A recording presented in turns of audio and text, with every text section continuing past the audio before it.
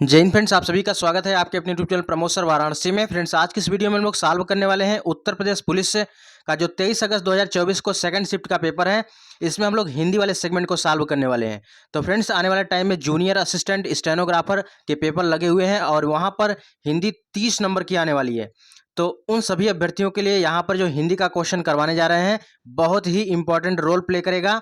और जितने भी शिफ्ट में पेपर हो रहे हैं उत्तर प्रदेश पुलिस के, अभी तक हमने जितना वीडियो अपलोड किया है उसमें से आपको हर क्वेश्चन देखने को मिल जाएगा। तो लगभग 17 से 18 वीडियो है। आप प्लेलिस्ट में जाकर 1 बाय 1 करके अच्छे से वीडियो देख लीजिए और आपका यहाँ से अच्छा स्कोर हो जाएगा।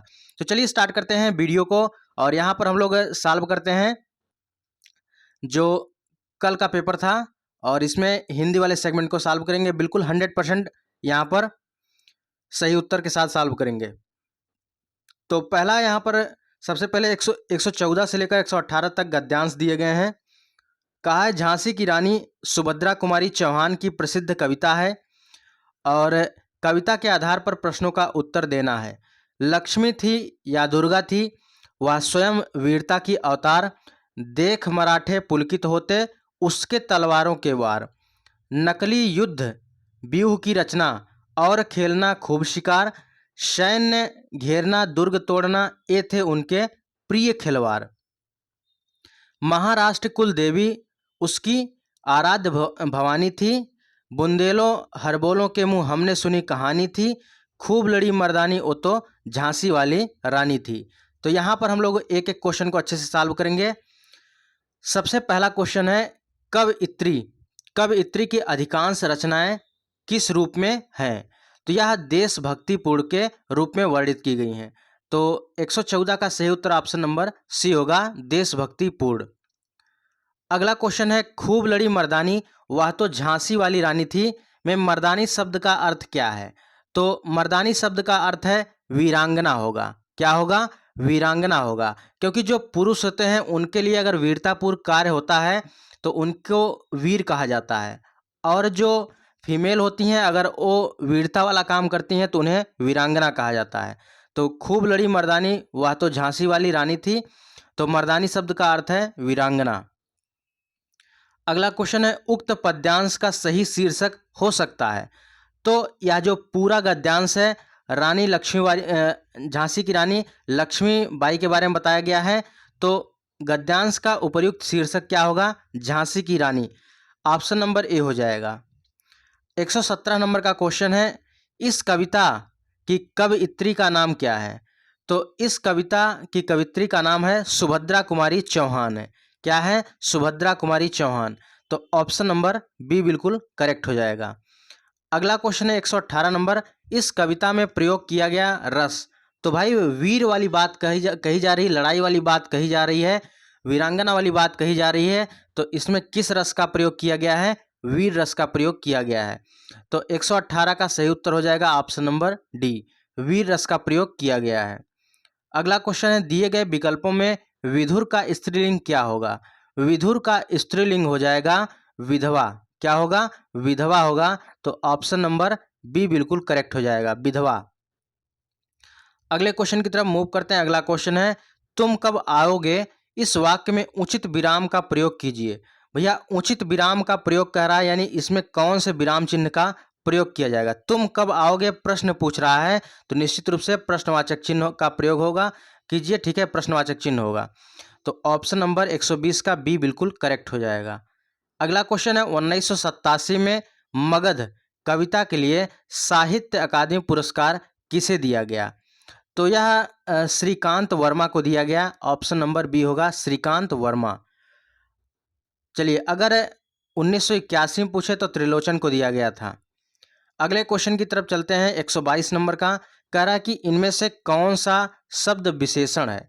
तो विशेषण पूछ रहा है, तो यहाँ पर राइट आंसर होगा ऑप्शन नंबर सी, निपट। निपट शब्द क्या है? विशेषण है। अगर यहाँ पर खर्चीला रहता तब आपका विशेषण होता, ठीक है, खर्च की जगह खर्चीला रहता तब विशेषण होता। तो यहाँ पर खर्चीला तो दिया नहीं है, तो निपट दिया है। निपट क्या है? विशेषण शब्द है। बहुत इंपॉर्टेंट क्वेश्चन है और इसके पहले भी यह शायद फॉरेस्ट गार्ड वाले एग्जाम में पूछा गया था, यूपी ट्रिपल एससी के, ठीक है, तो मे भी। तो इसको आप अच्छे से याद रखिए। देखिए पुलिस में भी पूछा जा चुका है, इसके पहले भी पूछा गया है, और आने वाले टाइम में जूनियर असिस्टेंट स्टेनोग्राफर के पेपर हैं तो उसमें भी आपसे पूछे जाने की प्रबल संभावना है। तो आप निपट आंसर याद रखिएगा। कौन सा शब्द विशेषण है? निपट। अगला है अव्यय के कितने भेद होते हैं? तो यहाँ पर पूछ रहा है अव्यय के कितने भेद होते हैं, तो अव्यय के 4 भेद होते हैं। ठीक है, इसको अच्छे से याद रखिएगा। अव्यय के कितने भेद होते हैं? 4 भेद होते हैं। अगला क्वेश्चन है री वर्ण का उच्चारण स्थान क्या है? तो री वर्ण का उच्चारण स्थान मूर्धा है। क्या है? मूर्धा है। अगले क्वेश्चन की तरफ चलते हैं। अगला क्वेश्चन है काव्य की शोभा बढ़ाने वाले धर्मों को अलंकार कहते हैं। इस उक्ति में धर्म शब्द का अर्थ क्या है? तो धर्म शब्द का अर्थ होता है गुण। क्या होता है? गुण होता है। तो ऑप्शन नंबर बी हो जाएगा। अगले क्वेश्चन की तरफ मूव करते हैं। अगला क्वेश्चन है कानन का पर्यायवाची शब्द क्या है? देखिए कानन का जो पर्यायवाची शब्द होता है यह वन है, और यहाँ पर विहिप दिया है, ये तो नहीं होगा। पुष्प दिया है, ये भी नहीं होगा। अरण भी होता है। ठीक है, यानी यहाँ पर 2 ऑप्शन आपको मिल रहे हैं। तो इनमें क्या होगा? 126 नंबर का जो क्वेश्चन है, ठीक है, 126 नंबर का जो क्वेश्चन है ये ऑब्जेक्शन वाला क्वेश्चन है। क्या है? ऑब्जेक्शन वाला क्वेश्चन है, और यह आंसर की आएगा तो उसमें स्टार लगा हुआ आएगा, या इसमें सभी को मार्क्स दिया जाएगा। ठीक है, क्योंकि इसमें ए वाला भी सही आंसर है और डी वाला भी सही आंसर है, क्योंकि कानन को जंगल कहा जाता है। जंगल का पर्यायवाची क्या है? कानन का पर्यायवाची क्या है? जंगल है, वन है, अरण्य है। तो ये सभी कानन के पर्यायवाची हैं। तो ए एंड डी दोनों सही है। अगले क्वेश्चन की तरफ चलते हैं। अगला क्वेश्चन है कृताकृत्य में समास है। कृताकृत्य में समास कौन सा हो जाएगा? कर्मधारय समास हो जाएगा।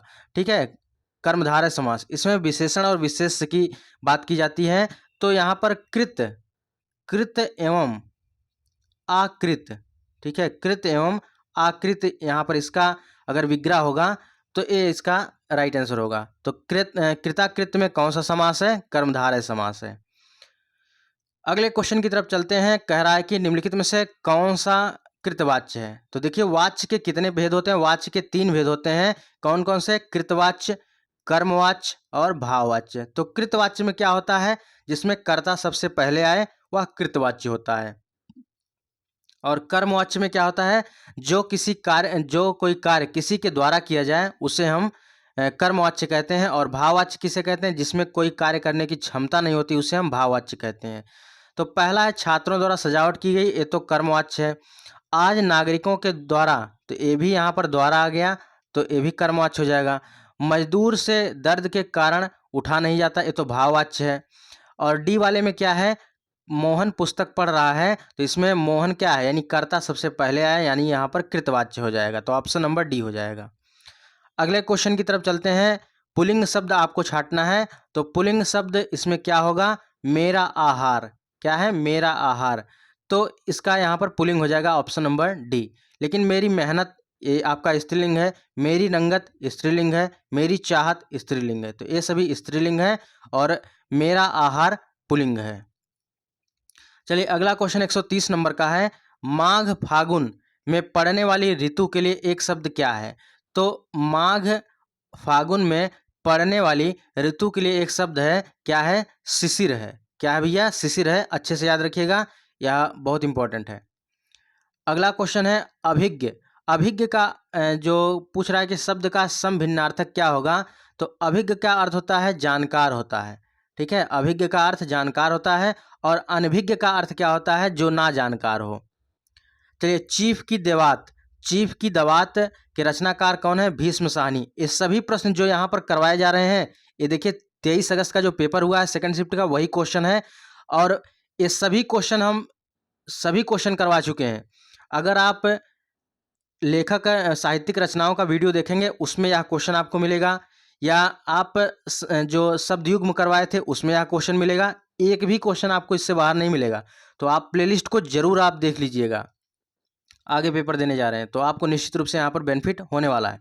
और आगामी समय में जो जूनियर असिस्टेंट स्टेनोग्राफर का पेपर होने वाला है, और यहाँ पर गारंटी कर रहे हैं कि थोड़ी दिन बाद, ठीक है, 2-4 दिन में एक वीडियो लाने वाले हैं जिसमें हिंदी में आप कैसे 30 में 30 स्कोर कर सकते हैं, एक सटीक रणनीति लाने वाले हैं, क्योंकि युद्ध को जीतने के लिए बेस्ट स्ट्रेटजी का होना बहुत जरूरी है।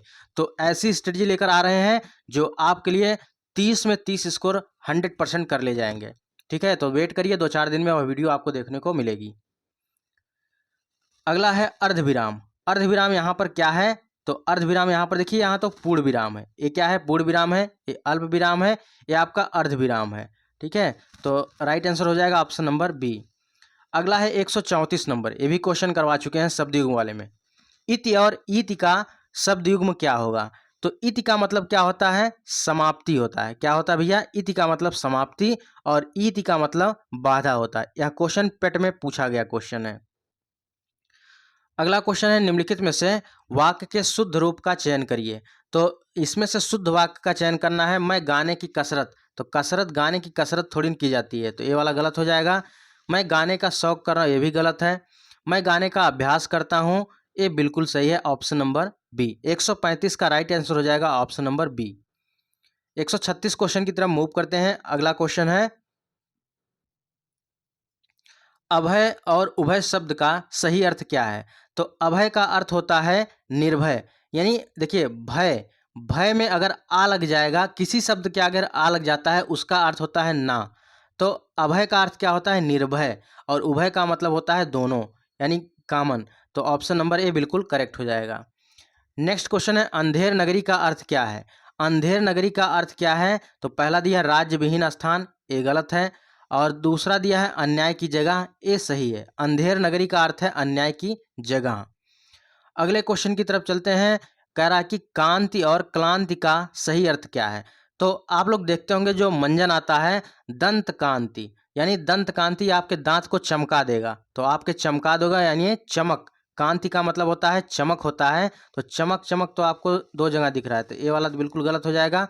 अब दूसरा क्लांति का मतलब क्या होता है? थकावट होता है। क्या होता है भैया? थकावट होता है, तो ऑप्शन नंबर बी यहाँ पर सही हो जाएगा। तो कांति और क्लांति का सही शब्द क्या है? कांति का मतलब चमक और क्लांति का अर्थ थकावट होता है, हरारत होता है। चलिए 139 नंबर है, आधि और व्याधि का सही अर्थ क्या है? तो इसमें आधि का पूछ रहा है। आधि का मतलब होता है मानसिक कष्ट होता है। क्या होता है? आधि का मतलब मानसिक कष्ट होता है, और व्याधि का मतलब होता है शारीरिक कष्ट होता है। इसको भी अच्छे से याद रखिएगा। अगला है 140 नंबर का, कह रहा है कि ता वर्ग की ध्वनियों का उच्चारण स्थान क्या है? तो ता वर्ग की जो ध्वनियां हैं यह दंत में आती हैं। ठीक है, किसमें? ता, था, दा, धा, ना, ये सभी दंत में आती हैं। अगला क्वेश्चन है, वह लाचार है क्योंकि वह अंधा है। तो कारण है, लाचार है किसके वजह से? अंधे की वजह से, और यहाँ क्योंकि लगा है, तो यह क्या हो जाएगा? कारणवाचक हो जाएगा। क्या हो जाएगा? कारणवाचक हो जाएगा। वह लाचार है क्योंकि वह अंधा है, कारण बता रहा है। ठीक है, वह बाजार नहीं जा सका क्योंकि वह बीमार है, तो इसमें भी क्या है? कारण हो जाएगा। कारण बता रहा है ना कि वह अंधा इसलिए लाचार है।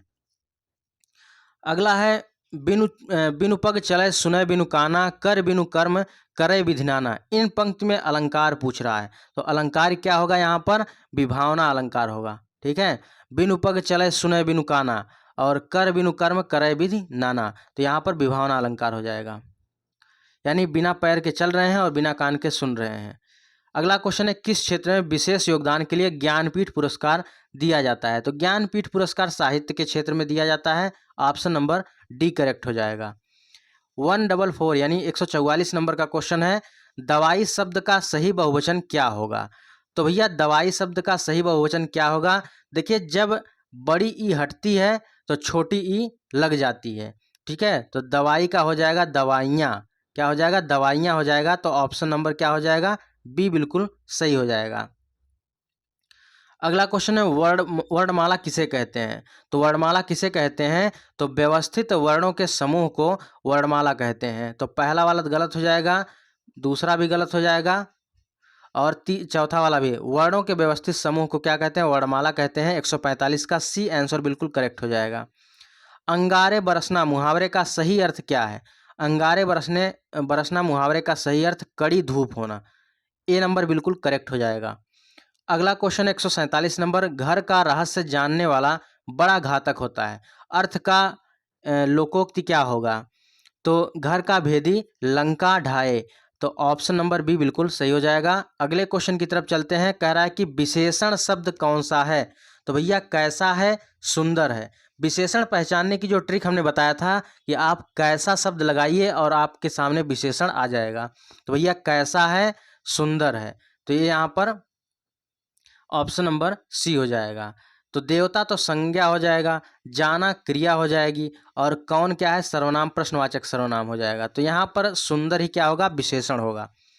अगला है 149 नंबर, मुझे बारिश में भीगना पसंद नहीं है, तो किस सर्वनाम का उदाहरण है। मुझे बारिश में भीगना पसंद नहीं, यहाँ पर मुझे क्या है, उत्तम पुरुष है। ठीक है, उत्तम पुरुष है, और उत्तम पुरुष को ही क्या कहा जाता है, प्रथम पुरुष कहा जाता है। तो यहाँ पर राइट आंसर हो जाएगा ऑप्शन नंबर सी, उत्तम और प्रथम पुरुष दोनों है। क्योंकि यहाँ ऑप्शन नंबर ए में देखेंगे उत्तम पुरुष दिया है, और ऑप्शन नंबर बी में देखेंगे प्रथम पुरुष दिया है। तो भैया अगर आप उत्तम पुरुष लगाएंगे तो बी वाला छूट जाएगा। ठीक है, बी वाला छूट जाएगा, तो यहाँ पर प्रथम पुरुष और उत्तम पुरुष को ही प्रथम पुरुष कहा जाता है। तो ऑप्शन नंबर सी में आपको देखने को मिल रहा है। तो राइट आंसर हो जाएगा ऑप्शन नंबर सी, मुझे क्या है, उत्तम पुरुष और प्रथम पुरुष है। लास्ट क्वेश्चन है आज का, निर्वासित में कौन सा प्रत्यय है। तो भैया उपसर्ग पहले लगता है, प्रत्यय बाद में लगता है, यानी प्रत्यय अंत में लगता है। तो निर्वासित में इत प्रत्यय है, तो ऑप्शन नंबर ए बिल्कुल करेक्ट हो जाएगा, इत प्रत्यय। तो यहाँ से हम लोगों ने उत्तर प्रदेश पुलिस का जो पेपर हुआ है, इसको हमने 23 अगस्त का सेकंड शिफ्ट का पेपर है, हिंदी के प्रश्नों को सॉल्व किया। बिल्कुल 100% सही उत्तर हैं सभी उत्तर। तो आप मिलान कर सकते हैं यहाँ पर आपके कितने क्वेश्चन बन रहे हैं अगर आप पुलिस का पेपर दिए हैं। बाकी जूनियर असिस्टेंट और स्टेनोग्राफर वाले सभी लोग बिल्कुल तैयार रहिए, इसी प्रकार आपको पेपर देखने को मिलने वाला है। और बहुत जल्द क्लास स्टार्ट होगी। जिस प्रकार यहाँ पर उत्तर प्रदेश पुलिस में सभी क्वेश्चन वीडियो से देखने को मिल रहे हैं, उसी प्रकार एक नई सीरीज स्टार्ट होगी जिसमें आपको हिंदी में 30 में 30 कैसे स्कोर करना है, कैसे पढ़ना है, उसमें डिटेल में बताया जाएगा। ठीक है, और एक जरूरी सूचना है फ्रेंड्स, यूपी जीके की ई बुक के रेफरेंस में, और यूपी जीके की ई बुक लॉन्च हो गई है। और यहाँ पर जितने भी क्वेश्चन बन सकते हैं, हर एक क्वेश्चन को अच्छे से यहाँ पर डिजाइन किया गया है, हर एक टॉपिक को अच्छे से डिजाइन किया गया है। और इस बुक को आप लेकर अपनी तैयारी और बेहतरीन ढंग से कर सकते हैं। और इसमें 2 ई बुक प्रोवाइड की जा रही है। पहली तो यूपी जीके है जो कि 234 पेज की है, और दूसरी है उत्तर प्रदेश करंट अफेयर जो कि 44 पेज की है। तो इन दोनों ई बुक को आप लेकर अपनी तैयारी और बेहतरीन ढंग से करिए, ताकि इस बार जूनियर असिस्टेंट में आपकी एक सीट पक्की हो सके। तो इस ई बुक को लेने का प्रोसेस क्या है, स्क्रीन पर जो नंबर दिया जा रहा है 9793661506, इस पर आप 125 रुपये पेमेंट करके इस नंबर पर आप स्क्रीनशॉट सेंड करिए। थोड़ी देर बाद आपको इसका ई बुक प्रोवाइड करा दिया जाएगा। अगर आपको इस नंबर पर पेमेंट करने में कोई दिक्कत आ रही है तो QR कोड ये दिया जा रहा है, QR कोड से भी पेमेंट कर सकते हैं। नेक्स्ट इन्फॉर्मेशन है कंप्यूटर ई बुक के रेफरेंस में। कंप्यूटर भी इंपॉर्टेंट रोल प्ले करेगा, क्योंकि 15 नंबर के कंप्यूटर आने वाले हैं। तो junior assistant, stenographer, VPO, forest guard, ETO, UPPCL, computer operator और उत्तर प्रदेश पुलिस सभी के लिए यहाँ पर कंप्यूटर को अच्छे से डिजाइन किया गया है। नए टॉपिक को ऐड किया गया है, नीचे आप देख सकते हैं।